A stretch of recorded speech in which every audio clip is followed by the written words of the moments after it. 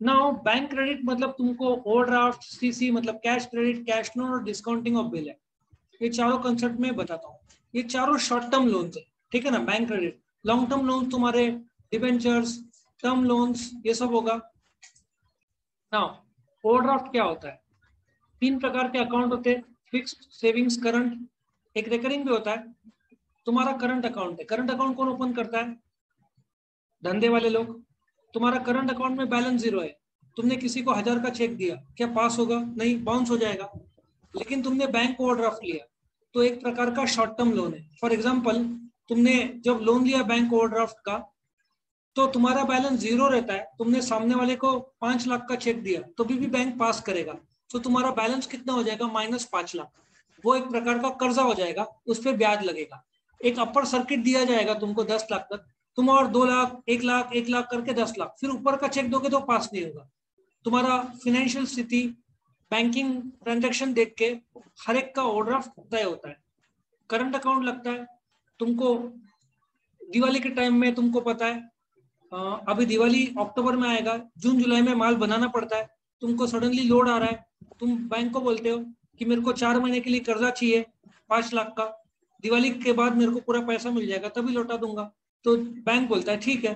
तो short term loan रहता है 1 साल के अंदर का। तो तुम चेक देते जाओगे, बैंक क्लियर करते जाएगा, तुम्हारा बैलेंस -5 लाख। अच्छा, तुमको 10 लाख का बैंक ऑर्डर सैंक्शन है, तुमने 5 लाख के चेक दिए, तो तुमको 10 लाख पे ब्याज नहीं लगेगा। तुम्हारा माइनस बैलेंस कितना है? 5 लाख, तो 5 लाख पे ब्याज लगेगा।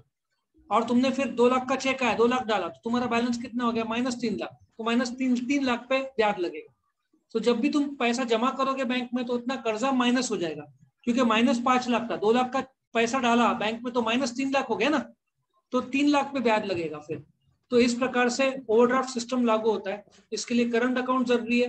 ब्याज दर 12 से 16 के बीच में रहेगा। तुम्हारा फाइनल अकाउंट देख के, बैंकिंग देख के, टर्नओवर देख के, आजकल फ्लेक्सिबल है, रेट ऑफ इंटरेस्ट फिक्स नहीं रहता। तुम्हारा सिविल देख के, बहुत सारी चीजें के हिसाब से तय होता है कर्जा। समझ में आया? Cash credit, cash credit again short term loan है। इसमें करंट अकाउंट नहीं होता।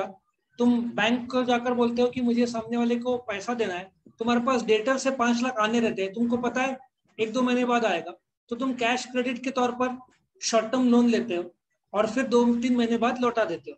बैंक ओवरड्राफ्ट और कैश क्रेडिट लगभग सेम है, लेकिन बैंक ओवरड्राफ्ट में तुम्हारा बैंक में अकाउंट रहता है, करंट अकाउंट रहता है। कैश क्रेडिट में तुम्हारा अकाउंट नहीं रहा तो भी चलेगा। दोनों केस में बैंक ओवरड्राफ्ट में भी बैंक बोल सकता है तुम्हारा स्टॉक गिरवी रखो। कैश क्रेडिट में तो तुमको लगभग गिरवी तो करना ही पड़ेगा, या डेटर गिरवी करना पड़ेगा, ठीक है ना, कि डेटर का पैसा डायरेक्टली उनको जाएगा। तो कैश क्रेडिट या तुम कुछ और सिक्योरिटी दो, क्योंकि बैंक ऐसे अनजाने में कैसे लाखों का तुमको कर्जा देगा। तो तुमको जमीन, बिल्डिंग, मशीनरी नहीं मांगेगा, तो लॉन्ग टर्म लोन के लिए तुम्हारा स्टॉक ले लो, डेटर्स ले लो, ये सब तुम स्टॉक स्टेटमेंट दे दोगे तो वो गिरवी रहेगा, उसके दम पर तुमको शॉर्ट टर्म कर्जा मिलेगा। 10 लाख का सीसी तुमने 5 लाख का ही माइनस बैलेंस किया, तो उस पर ही ब्याज लगेगा, पूरा का पूरा बैलेंस पे ब्याज नहीं लगेगा। समझ में आया? कैश क्रेडिट दोनों सेम है, सिर्फ ओवरड्राफ्ट में तुम्हारा करंट अकाउंट रहता है, कैश क्रेडिट में तुम्हारा बैंक में अकाउंट नहीं रहता। सबसे बड़ा फर्क कैश लोन में, तुम बैंक के पास जाते हो, बोलते हो कि भाई मुझे 5-10 लाख का कैश लोन दो, तो बैंक क्या करता है? पूरा का पूरा 10 लाख तुम्हारे खाते में ट्रांसफर करता है। भले तुमने 5 लाख के ही चेक दिए, तुमको लो ब्याज पूरा का पूरा 10 लाख पे लगेगा, क्योंकि 10 लाख का पैसा तुम्हारे खाते में आ चुका है। ओवरड्राफ्ट और कैश क्रेडिट में 10 लाख सैंक्शन हुआ है, बट तुमने इस्तेमाल 5 लाख किया, तो 5 लाख पे ब्याज लगता है। कैश लोन में जैसे तुमने क्रेडिट कार्ड का 5 लाख 10 लाख का लोन लिया, तो पूरे पे ब्याज लगेगा। कैश लोन में जितना तुम्हारे खाते में ट्रांसफर हुआ है उस पर ब्याज लगेगा, और वो सेम 12 से 15%। नॉर्मली तुमको कुछ गिरवी रखना पड़ेगा, स्टॉक, या बड़ा रकम है तो मशीनरी, लैंड, बिल्डिंग, वो मांगेंगे गिरवी, उसके बिना तो आसानी से मिलना भी नहीं है। अनलेस तुम महिंद्रा, रिलायंस हो, उतने नाम है तुम्हारा मार्केट में, तो फिर वो लोग बिना गिरवी के भी दे सकते हैं। तो वो कैश लोन हुआ। समझ में आया? तो सबसे बड़ा फर्क, कैश लोन में जितना तुम्हारे खाते में ट्रांसफर किया पूरे पे ब्याज लगता है, इसमें सैंक्शन जितना है उस पर ब्याज नहीं लगता, जितना तुमने माइनस बैलेंस किया उस पर लगेगा। डिस्काउंटिंग ऑफ बिल, अब देखो 2 पार्टी है, इसको थोड़ा मैं ऊपर कर दूं तो क्लियर होगा, गिरा। अब डिस्काउंटिंग ऑफ बिल क्या होता है? 2 पार्टी है, एक ए, एक बी। ए ने उधारी में गुड्स बेचा बी को 1 लाख रुपए का, ठीक है। ए को कितना आना है बी से? 1 लाख। तो बी कौन हो जाएगा, डेटर हो जाएगा ना, क्योंकि बी से पैसा आना है।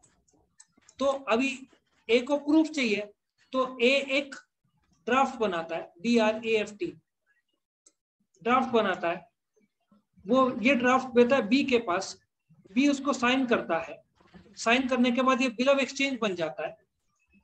अभी ए के पास ये बिल ऑफ एक्सचेंज आ गया है, बट बी ए को बिकॉज उधारी में बेचा है, अभी चल रहा है अप्रैल, बी पे करने वाला है जून में, लेकिन आज ए को पैसा है, धंधे में उधारी देना पड़ता है, तो ए ने बी को उधारी में बेचा 1 लाख रुपए का 2 महीने के लिए, जून में बी पैसा देगा, पर ए को आज पैसों की जरूरत है। ए के पास प्रूफ चाहिए ट्रांजैक्शन का, ए ने ड्राफ्ट भेजा, उसको साइन किया, तो बिल ऑफ एक्सचेंज बन गया, वापिस ए के पास आया। अब ए क्या करेगा, ये बिल ऑफ एक्सचेंज लेके बैंक के पास जाएगा और बैंक को बोलेगा देखो ये बिल ऑफ एक्सचेंज, ए को ड्रॉअर बोलेंगे, बी को ड्रॉई बोलेंगे कि मेरे पास 1 लाख रुपए का साइंड बिल ऑफ एक्सचेंज है, मुझे 2 महीने बाद 1 लाख रुपए मिलने वाला है, बट मुझे आज पैसों की जरूरत है। तो बैंक बोलता है ठीक है, मैं तुमको आज 98,000 देता हूँ, 2,000 रुपए चार्ज लेता हूँ। उस चार्ज को ब्याज नहीं बोलते, डिस्काउंट बोलते हैं बिल ऑफ एक्सचेंज की भाषा में। ए को आज 98,000 मिल गए, 2 महीने बाद बी 1 लाख रुपए जाकर बैंक को पे कर देगा। सो बिल ऑफ एक्सचेंज में 3 पार्टीज रहते हैं, ए ड्रॉअर, बी ड्रॉई, सी पे। सो डेटर को 2 महीने का उधारी मिल गया, 2 महीने बाद बी बैंक को 1 लाख देगा, 2,000 बैंक का कमाई हो गया।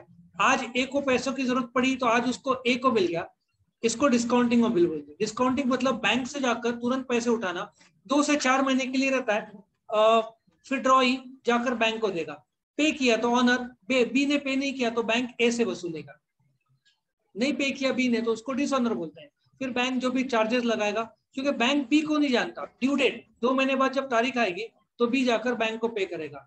इस पूरे ट्रांजैक्शन को डिस्काउंटिंग ऑफ बिल बोलते हैं, जिसमें ड्रॉअर को पैसों की जरूरत है, उसने ड्रॉई के पास बिल दिया, साइन किया, बिल ऑफ एक्सचेंज आया, उसने जैसे सोना गिरवी रखते हैं तो बिल ऑफ एक्सचेंज वो बैंक को देगा, 2 महीने बाद बी आकर बैंक को दे देगा। इस कंसेप्ट को डिस्काउंटिंग बोलते हैं। सबका फायदा है इसमें, लेकिन ए को अभी 2,000 कम मिला, उसको इंटरेस्ट के तौर पर भरना पड़ा, जिसको टेक्निकल भाषा में क्या बोलते हैं, डिस्काउंट। कंसेप्ट समझ में आया ये? तो यहाँ पे ये चारों कंसेप्ट मैंने क्लियर कर दिए तुम्हारे। कौन से? Overdraft, cash credit, cash loan और डिस्काउंटिंग।